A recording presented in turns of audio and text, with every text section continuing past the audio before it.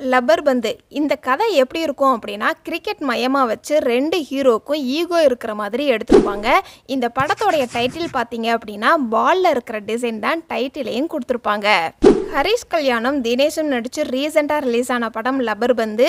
இந்த படத்தோடைய hidden details தான் இந்த வீடியோவில் நம்ம பார்க்க போகிறோம். இந்த வீடியோவில் ஸ்பாய்லர்ஸ் இருக்கும். ஸோ படத்தை பார்த்தவங்க இந்த வீடியோவை பாருங்கள். இப்போ இந்த படம் டிஸ்னி ஹாட்ஸ்டாரில் அவைலபிளாக இருக்குது. வேணுங்கிறவங்க செக் பண்ணி பாருங்கள். இந்த படத்தில் அன்போடைய கேரக்டர் பார்த்தோம் அப்படின்னா, பஸ்ஸில் எக்ஸாம் முடிஞ்சு வர மாதிரி காட்டியிருப்பாங்க. இதோட ஸ்கூல் முடிஞ்சிருச்சுங்கிறதுக்கான ரெஃபரன்ஸாக ஷர்ட்டில் வந்து இங்கு தெளித்து விட்ருப்பாங்க. பொதுவாக ஸ்கூல் முடிகிற கடைசி எக்ஸாமில் தான் இங்கு தெளித்து விடுற பழக்கம் இருக்கும். ஸோ இது மூலமாக +2 முடிச்சிட்டான் அப்படிங்கிறத ஆடியன்ஸுக்கு கன்வே பண்ணியிருப்பாங்க. அன்பு மிகப்பெரிய சிஎஸ்கே ஃபேனாக இருப்பார். ஸோ வீட்டில் எல்லோ பெயிண்டிங்லாம் அடிச்சிருப்பார். இந்த சீன் உண்மையாகவே நடந்திருக்குது. அது எங்கே அப்படின்னு பார்த்தீங்கன்னா, திட்டக்குடிங்கிற ஒரு ஊரில் ஒருத்தர் தோனியோடைய ஃபேனாக இருப்பார். அவருடைய வீட்டில் எல்லோ கலர் பெயிண்ட் பண்ணி தோனியை வரைஞ்சி வச்சுருப்பார். இந்த விஷயம் தோனி வரைக்குமே ஷேர் பண்ணியிருந்தாங்க. ஒருவேளை அங்கேருந்து கூட இந்த சீனை வந்து இன்ஸ்பயர் ஆகி எடுத்திருந்துருக்கலாம். அதே மாதிரி அன்பு இருக்கிற ஊருமே வந்து திட்டக்குடின்னு தான் காட்டியிருப்பாங்க. அன்பு வச்சுருக்கிற ஜெர்சி கடையில் கூட கிரிக்கெட் ஃபோட்டோவாக தான் இருக்கும். அதுலேயும் அன்பு வந்து பவுலிங்கில் தான் ஸ்பெஷலிஸ்ட்டாக இருப்பார். ஸோ பவுலிங் போடுற மாதிரி தான் வந்து கிரிக்கெட்டரோடைய ஃபோட்டோஸ்லாம் ஒட்டி வச்சுருப்பாரு. இந்த சீனில் அன்பு வந்து டிஃபன் பாக்ஸில் வச்சு சாப்பிட்டுக்கிட்டு இருப்பார். இதை கனெக்ட் பண்ணுற விதமாக அன்பு வந்து துர்கா அம்மா கிட்ட உங்கள் பொருள் ஒன்று என்கிட்ட இருக்குது அப்படின்னு சொல்லி டிஃபன் பாக்ஸை கொடுப்பாரு. ஆனால் துர்கா வந்து எப்போ அன்புக்கிட்ட கொடுத்தாங்கன்னு காட்டியிருக்க மாட்டாங்க. ஆனால் அன்புடைய அம்மா மூலமாக டிஃபன் பாக்ஸ் வந்துருச்சுங்கிறத டிஃபன் பாக்ஸ் பத்திரம்னு சொல்லி டைலாக் மூலமாக ஆடியன்ஸுக்கு கன்வே பண்ணியிருப்பாங்க. அன்பும் கெத்தும் ஃபஸ்ட்டு டைம் மீட் பண்ணும்போது அன்போடைய சுச்சுவேஷனுக்கு ஏற்ற மாதிரி லைஃப் நல்லா தானே போய்கிட்டு இருந்துச்சுன்னு டிவியில் டைலாக் வர மாதிரி காட்டியிருப்பாங்க. கெத்தோட கேரக்டர் எடுத்துக்கிட்டோம் அப்படின்னா, என்னதான் இவர் கிரிக்கெட் வெறியனாக இருந்தாலும் நல்லா ஒரு பெயிண்டராகவும் காட்டியிருப்பாங்க. இதுக்கான ரெஃபரன்ஸாக இந்த சீனில் கோவிலில் வரைஞ்ச படம், கருப்பையா வீட்டில் வரைஞ்ச படம், அவருடைய வீட்லேயுமே கேப்டனை வரைஞ்ச படம்னு இந்த மாதிரி ஆடியன்ஸுக்கு காட்டியிருப்பாங்க. கெத்து மிகப்பெரிய விஜயகாந்தோடைய ஃபேனாக இருப்பார். அதுக்கான டீட்டெயிலாக பேக்ரவுண்டில் சிச்சுவேஷனுக்கு ஏற்ற மாதிரி சாங் ப்ளே பண்ணுறது, பைக்கு, வீட்டில் இருக்கிற பொருள் மேலே விஜயகாந்த் ஃபோட்டோவை ஒட்டி வச்சுருப்பாங்க. இந்த படம் ஃபுல்லாகவே கெத்து தான் கூப்பிடுவாங்க. ஆனால் இவருடைய பேரை 3 இடத்துல மட்டும்தான் காட்டியிருப்பாங்க. அது எங்கே அப்படின்னா, ஒன்று கெத்தோடைய வீட்டில் செவத்தில், 2வது கடன் கொடுத்தவர் வந்து சண்டேயில் பேரை சொல்லியிருப்பார், கடைசியாக கிளைமேக்ஸில் மேட்ச்சில் பூமாலைன்னு சொல்கிற மாதிரி காட்டியிருப்பாங்க. கெத்து வீட்டில் அதிகமாக கடன் பிரச்சனை இருக்கும். ஏன் இவங்க வீட்டில் கடன் இருக்குதுன்னு எங்கேயுமே சொல்லியிருக்க மாட்டாங்க. கெத்து வந்து துபாய்க்கு போயிட்டு 2 மாதத்தில் திரும்ப வந்ததாக ஆடியன்ஸுக்கு கன்வே பண்ணியிருப்பாங்க. ஒருவேளை கெத்து வந்து துபாய் போகிறதுக்காண்டி கடன் வாங்கியிருக்கிறாங்கன்னு ஆடியன்ஸுக்கு சிம்பாலிக்காக சொல்லியிருப்பாங்க. கெத்து வேலைக்கு போயிட்டு வர மாதிரி காட்டியிருப்பாங்க. ஆனால் உண்மையிலே இவர் வந்து கிரிக்கெட் ஆட போயிருப்பார். அது கெத்தோட ஒய்ஃப் யசோதாவுக்கு தெரிஞ்சிடும் வேலைக்கு போகலை அப்படின்னு. அப்போது கெத்து மாட்டிக்கிட்டாருங்கிறதுக்காக டிவியில் சிச்சுவேஷனுக்கு ஏற்ற மாதிரி மாட்டிக்கிட்டாரு ஒருத்தர்னு பாட்டு பாடுற மாதிரி காட்டியிருப்பாங்க.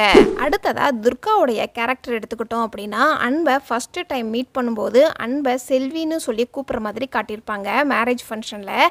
இதை கனெக்ட் பண்ணுற விதமாக அன்போடைய ஃபோன் நம்பரை செல்வின்னு சேவ் பண்ணியிருப்பாங்க.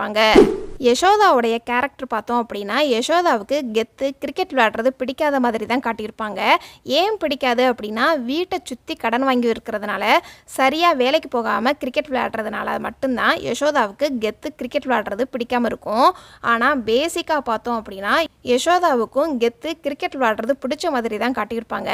அதுக்கான ரெஃபரன்ஸாக யசோதாவும் கெத்தும் ஒரு கட்டத்தில் பிரிஞ்சிருப்பாங்க. மறுபடியும் சேரும்போது அந்த பீரோவில் சாரீஸ் எல்லாம் அடுக்கி வச்சுக்கிட்டு இருப்பாங்க.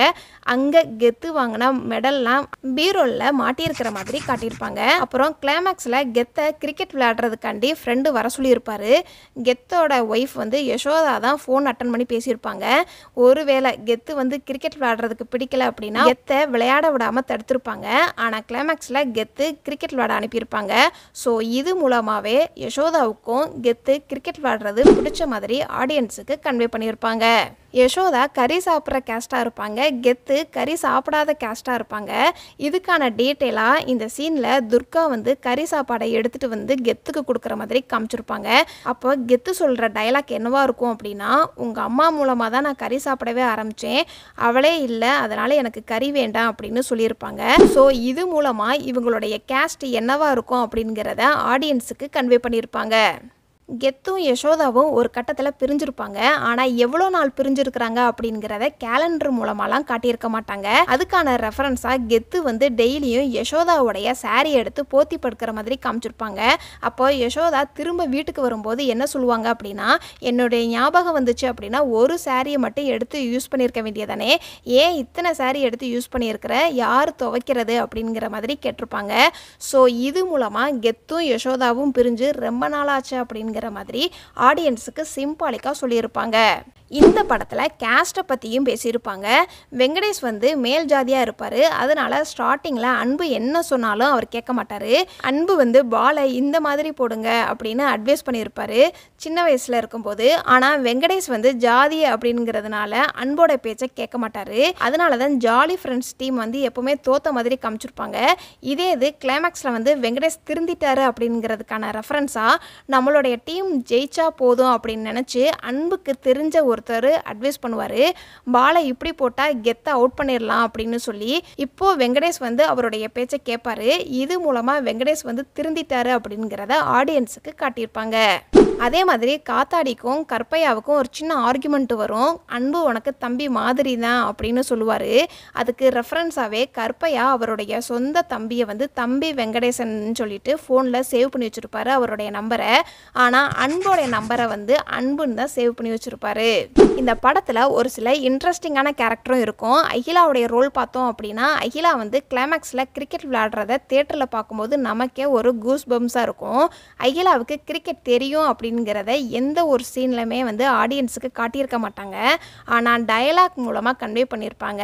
அது எங்கே அப்படின்னா, கருப்பையா கிட்ட ஒருத்தர் டொனேஷன் கேட்கும்போது உங்கள் பொண்ணையும் கிரிக்கெட்டுக்குள்ளே கூட்டிகிட்டு வந்துட்டீங்களா அப்படின்னு சொல்லியிருப்பாரு. அதே மாதிரி அகிலாவுடைய பர்த்டேல அன்பு அகிலான்னு போட்டு மெர்சி ட்ரெஸ்ஸை தான் வந்து கிஃப்டாக கொடுப்பாரு.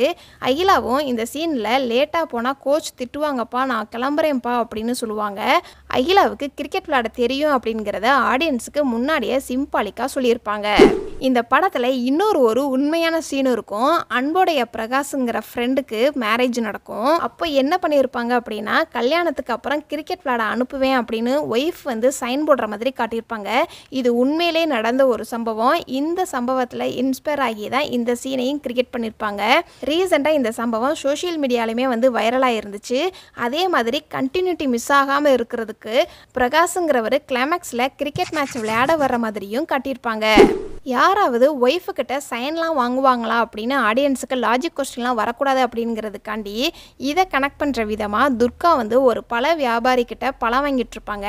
அப்போ துர்கா என்ன சொல்லுவாங்க அப்படின்னா, என்னண்ணே ஏன் இப்போ நீங்கள் கிரிக்கெட் விளையாட போகிறதில்ல அப்படின்னு கேட்பாங்க. அதுக்கு அந்த பழ வியாபாரி என்ன சொல்லியிருப்பார் அப்படின்னா, கல்யாணத்துக்கு அப்புறம் என்னுடைய ஒய்ஃப் வந்து விளையாட விடலை அப்படின்னு சொல்லியிருப்பாங்க. அதனால தான் நான் விளையாட வரல அப்படின்னு சொல்கிற மாதிரி காட்டியிருப்பாங்க. நம்ம ஒரு சாங் பார்த்தோம் அப்படின்னா நம்ம நினச்சிருப்போம் இது வந்து ராஜா சார் தான் பாடியிருப்பார் அப்படின்னு. ஆனால் வேறு யாராவது பாடியிருப்பாங்க. அதே மாதிரி இந்த படத்துலையுமே வந்து 2 பெரியவர் வந்து இது ராஜா சாங் சூப்பராக இருக்குதுல்ல அப்படிங்கிற மாதிரி பேசிட்டு வருவாங்க. ஆனால் அதுக்கு அன்பு சொல்லியிருப்பார், இது ராஜா சாங் கிடையாது, தேவா சாங் அப்படின்னு. இந்த மாதிரி நம்மளோட லைஃப்லையுமே வந்து கனெக்ட் ஆகிற மாதிரி ஆடியன்ஸுக்கு காட்டியிருப்பாங்க. இந்த படத்துக்கும் கில்லி படத்துக்கும் ஒரு சில சிமிலாரிட்டிஸ் இருக்கும். அது என்ன அப்படின்னா, கில்லி படத்தில் விஜய் வந்து கபடியில் கப்பு ஜெயிச்சாலும் அவர் வீட்டில் ஒரு பெட்டியில் மறைச்சி வைப்பார். அதே மாதிரி கெத்தும் கிரிக்கெட்டில் கப்பை வின் பண்ணால் அந்த கப்பு வந்து ஃப்ரெண்டு வீட்டில் கொடுத்து வைக்கிற மாதிரி தான் காட்டியிருப்பாங்க. கில்லி படத்தில் ஒரு கபடி மேட்ச் இருக்கும். ஆனால் அதே நேரத்தில் அவங்க வீட்டில் ஒரு சின்ன பூஜை வந்து அரேஞ்ச் பண்ணியிருப்பாங்க அவங்க அம்மா. அதனால விஜய் வந்து அந்த கபடி மேட்ச்சுக்கு போகாமல் இருப்பார். ரப்பர் பந்து படத்துலையுமே வந்து கிளைமேக்ஸில் அன்பு வந்து பொண்ணு கேட்டு ஹீரோயின் வீட்டுக்கு வர மாதிரி காட்டியிருப்பாங்க. அதே சமயம் அவருக்கு கிரிக்கெட் மேட்ச் போக வேண்டிய சிச்சுவேஷனும் இருக்கும். இந்த படத்தில் நடித்த எந்த கேரக்டரோடைய ரோல் உங்களுக்கு ரொம்பவே இம்ப்ரெஸ் பண்ணுச்சு அப்படிங்கிறத கமெண்ட்ஸில் சொல்லுங்கள். இதெல்லாம் நான் நோட் பண்ண சின்ன சின்ன ஹிடன் டீட்டெயில்ஸ். இந்த மாதிரி படத்தோடைய ஹிடன் டீட்டெயில்ஸ் நீங்கள் இன்னும் தெரிஞ்சுக்கணும் அப்படின்னா நம்மளுடைய சேனலை சப்ஸ்கிரைப் பண்ணி பெல் ஐக்கானையும் கிளிக் பண்ணுங்கள்.